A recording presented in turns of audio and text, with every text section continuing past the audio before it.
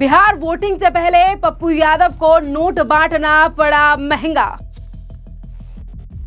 आयकर विभाग ने पप्पू यादव को भेजा नोटिस, बड़ा झटका। क्या वोट खरीदने की कोशिश कर रहे हैं कांग्रेस के नेता पप्पू यादव? बिहार में वोटिंग के लिए अब ज्यादा समय नहीं रह गया है और उससे पहले ही अब कांग्रेस के नेता पप्पू यादव की मुश्किलें अब काफी ज्यादा बढ़ती हुई नजर आ रही हैं, क्योंकि अब आयकर विभाग ने कांग्रेस के नेता को दे दिया है बड़ा झटका। और इस बात की जानकारी खुद पप्पू यादव ने अपने सोशल मीडिया के माध्यम से दी है। जी हाँ, कुछ हफ्ते पहले बिहार के वैशाली जिले में कई गांव के लोग नदी के कटाव की वजह से बेघर हो गए थे और इन्हीं तमाम लोगों के लिए पैसे से सहायता और पैसे देने के लिए पहुंचे थे कांग्रेस के नेता पप्पू यादव। और वहां पर उन्होंने खुला पैसा बांटा था इन तमाम बाढ़ पीड़ित लोगों के लिए, जिसकी काफी ज्यादा वीडियो सोशल मीडिया पर भी वायरल हुई थी कि किस तरीके से कांग्रेस के नेता पप्पू यादव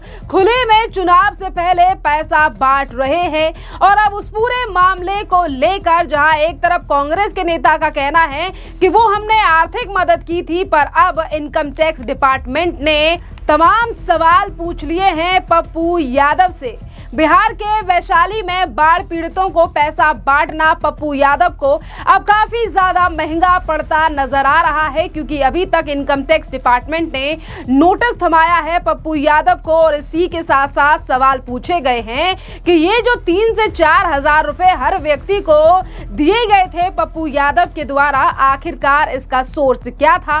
पूर्णिया से निर्दलीय सांसद ने खुद सोशल मीडिया पर इनकम टैक्स का नोटिस साझा करके केंद्र सरकार पर निशाना साधा है। और पप्पू यादव का कहना है कि देखिए, हम कैसे बाढ़ पीड़ितों की मदद कर रहे थे, क्या मदद करना अपराध है? अगर इस तरीके की चीजें अपराध हैं तो हम तो अपराध करते रहेंगे।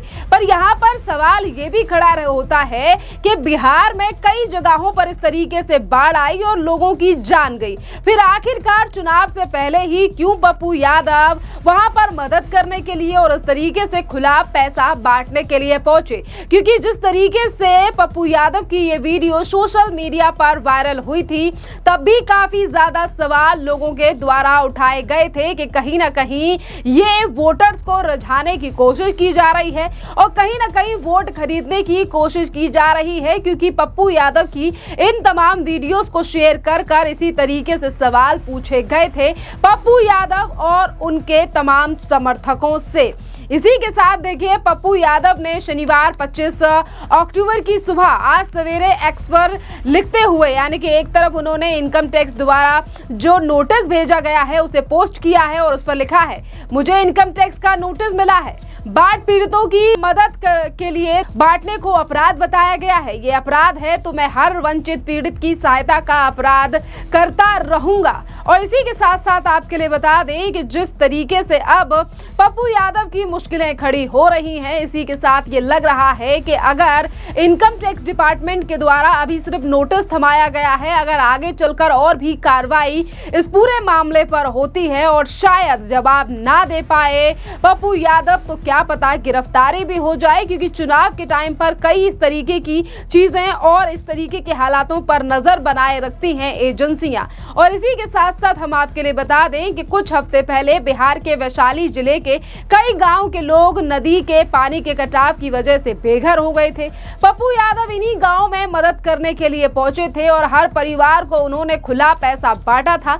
और कई मीडिया रिपोर्ट्स ऐसी भी आई हैं जिनमें ये दावा किया गया है कि लगभग 80% परिवारों को यहाँ पर 5 लाख से ज्यादा पैसा बांटा गया है। और इतना रुपया आखिरकार पप्पू यादव के पास कहां से आया, और वो भी चुनावों का ऐलान होने और आचार संहिता लगने के बावजूद इस तरीके से पैसा बांटा गया है। और इसीलिए पर पप्पू यादव की मुश्किलें खड़ी हो रही हैं। और ये पहली बार नहीं है जब इनकम टैक्स डिपार्टमेंट के द्वारा यहाँ पर पप्पू यादव की मुश्किलों को बढ़ाया गया है, बल्कि जब ये वीडियो सोशल मीडिया पर काफी ज्यादा सर्कुलेट हुआ, वायरल हुआ, लोगों ने सवाल उठाए और चुनाव आयोग के द्वारा भी कई लोगों ने कहा कि जब चुनावों का ऐलान हो चुका है तो कैसे कोई ऐसे पैसे बांट सकता है। तो पप्पू यादव पर पहले ही कई मामले दर्ज हो चुके हैं इस पूरे पैसे बांटने के मामले पर।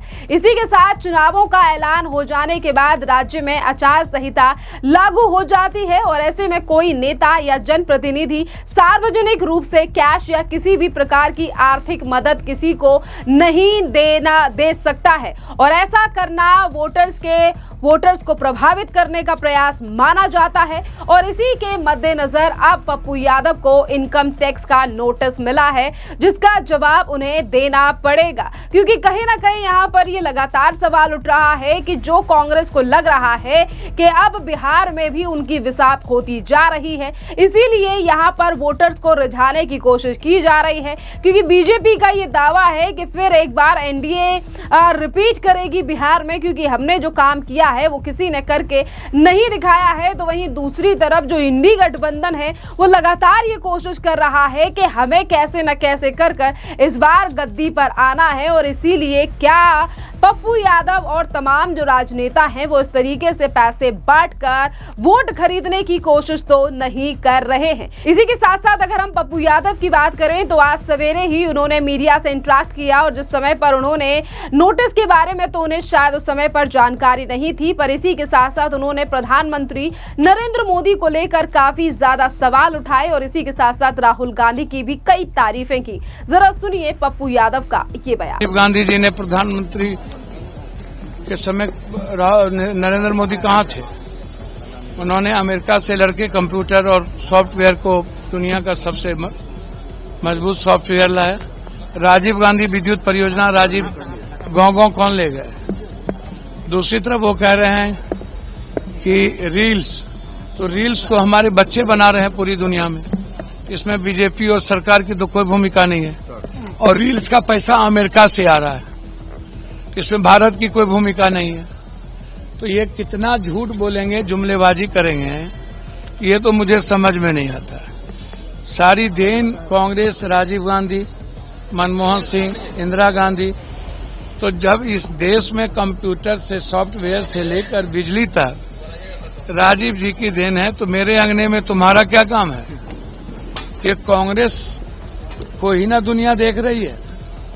अब चिराग जी को तो कुछ पता है ही नहीं। इस देश में सबसे पहला दलित मुख्यमंत्री भोला पासवान शास्त्री और तमिलनाडु में कांग्रेस ने बनाई, महाराष्ट्र में सीएम और बिहार में अब्दुल गफूर को सीएम और राजीव गांधी अपने मित्र तारिक अनवर को सीएम बनाने का प्रयास किया था और अब्दुल गफूर को यहाँ सीएम बनाया गया। और हमारे नेता राहुल गांधी जी दलित और माइनॉरिटीज दोनों को डिप्टी सीएम बनाएंगे। आप बेफिक्र रहें, हर परिस्थिति में एक दलित से भी डिप्टी सीएम होंगे और माइनॉरिटी से भी डिप्टी सीएम। तो देखिए पप्पू यादव लगातार राहुल गांधी की तारीफें कर रहे हैं और कह रहे हैं कि अगर हमारी सरकार बनती है तो हम तो जरूर दलितों के लिए मौका देंगे, पर जिन राज्यों में कांग्रेस की सरकार है वहाँ कितने ही मुख्यमंत्री या कितने ही लोग बड़े पद पर हैं ये तो आज जनता भली भांति जानती है। और इसी के साथ साथ लगातार अब सवाल उठ रहे हैं कि चाहे कितनी भी वोट खरीदने की कोशिश कर ली जाए, जनता उसी नाम पर मोहर लगाएगी जो उनके दिल और मन में बसा हुआ है। खैर क्या कुछ समीकरण रहेंगे बिहार के चुनावों के, ये तो आने वाले समय में ही पता चलेगा, क्योंकि अभी भी वोटिंग के लिए 2 से 3 हफ्ते का समय है बिहार में। खैर इस पूरे मामले पर अब आपकी भी जो राय हो आप भी हमें कमेंट कर जरूर बताइए। धन्यवाद।